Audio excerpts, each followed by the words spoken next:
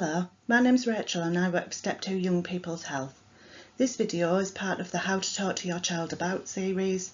This particular video is about addiction. Some things to remember. Your child's brain isn't fully developed yet. The brain doesn't finish developing until round about the age of 25. So things that would seem logical to an adult don't to a child. Things just might not occur to them. You might think they've totally lost all common sense. The sense of risk isn't there. It's not developed in the same way. They will understand that things are dangerous, but they will have this "that won't happen to me" type mentality. Addiction isn't a dirty word. Addiction is a medical issue. We will be moving on to that in a second, but it brings a big sense of shame to those who are addicted to something, and they feel that they can't admit that they've got a problem, but it is a medical issue just like any other. So as I said, it is a treatable chronic medical condition. Chronic being that it affects you over a period of time, all the time. It is treatable, not in the sense of you give somebody a tablet and they're over it, but there are therapies and things that can be involved to help people with addiction. Because there are so many different types of addiction, some of them you may well be prescribed medication, and for others the only way to discuss it might be to have that kind of therapy. It involves really, really complex interactions among circuits in your brain. It can also involve genetics. Some people are more predisposed to addiction than others are. The environment that you're living in, being brought up in, that you're working in, all of those things can affect it, and of course any life experiences that you have. Children who've had adverse childhood experiences, so that might be a parent with substance use issues, it could be a parent in jail, parents have divorced, etc. They are more predisposed to certain things happening to them during their lives, and addiction could be one of those things. And they are, of course, behaviours that continue despite harmful consequences. We saw a number of years ago that they put the pictures on tobacco packaging.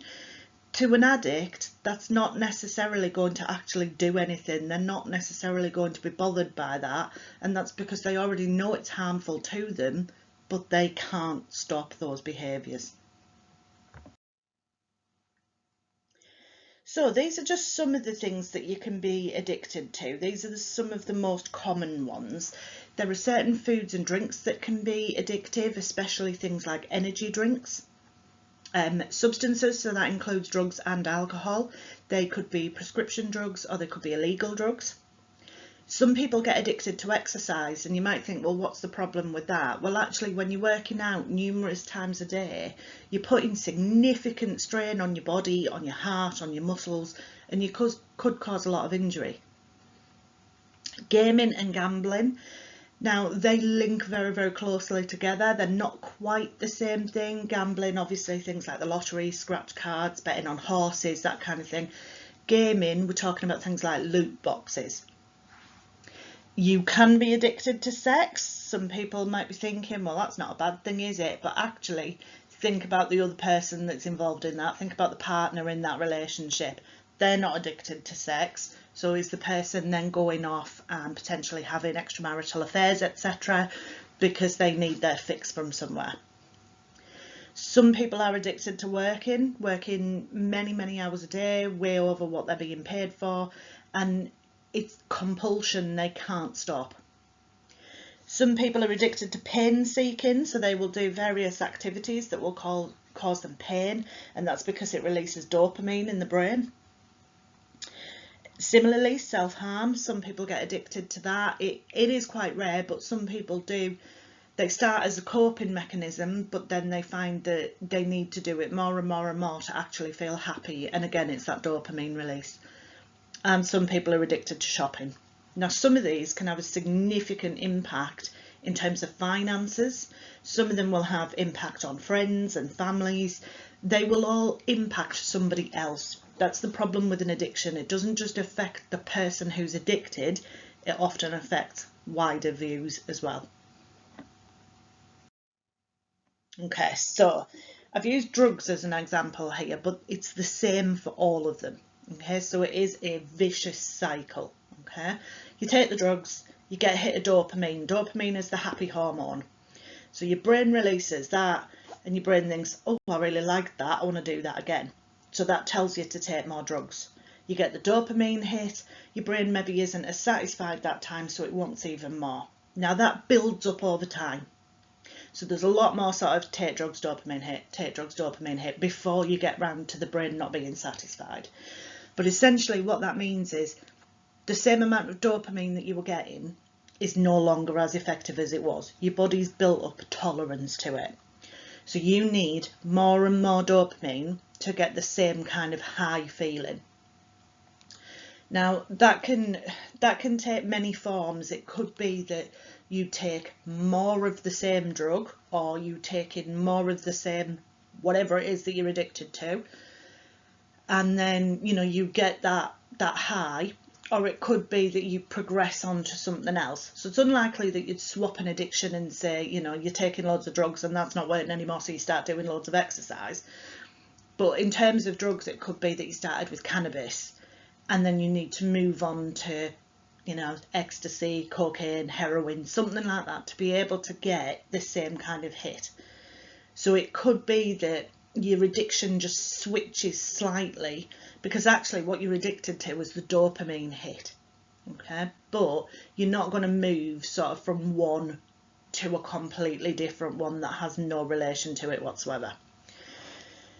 You need to sort of move on to try other things. It could be that you've noticed, if you're a smoker or you're a vapor, that you have increased the amount. You might have started on 10 cigarettes a day, and then 10 years later you find that actually you're smoking an awful lot more than that, and that's because the nicotine receptors in your brain are craving more and more and more to get this release of dopamine. So this is the cycle of addiction. This is used in a lot of rehabilitation clinics. It could relate to any addictive substance, so they've got substance abuse because that's what they specialise in. Okay, so you might be feeling really, really frustrated with something. You're wishing it was better. You're fantasizing that things are going to be better. You start obsessing about that thing. Let's use winning the lottery. So you fantasize about winning the lottery. I'm going to buy a big yacht and a massive house, and you go on Rightmove and you have a look and see how the £1 million houses in your area and things, and you start obsessing about it. I need to win the lottery. I need to win the lottery. So you go and buy loads of lottery tickets. You start to lose control a little bit. You've spent more money than you should have done. You might not be able to afford the food shop this week because you've spent so much money on lottery tickets. Then you start to feel guilty. So then you might think to yourself, right, I have to stop. I have to not buy any lottery tickets this week. The passage of time goes by. It could be any passage of time. It could be days. It could be weeks. In some cases, when you're thoroughly addicted, it could be hours. But that goes by, and then all of a sudden you start thinking, I can't be doing with this. I need to get out of this situation. I need to win the lottery. And it goes round and round and round. So when you're talking to your child about it, talk to them about variety. So if they only drink one brand of drink, Prime's the big hit at the minute, isn't it? Or if it's something like Monster Energy drink, that's the only thing that they will drink.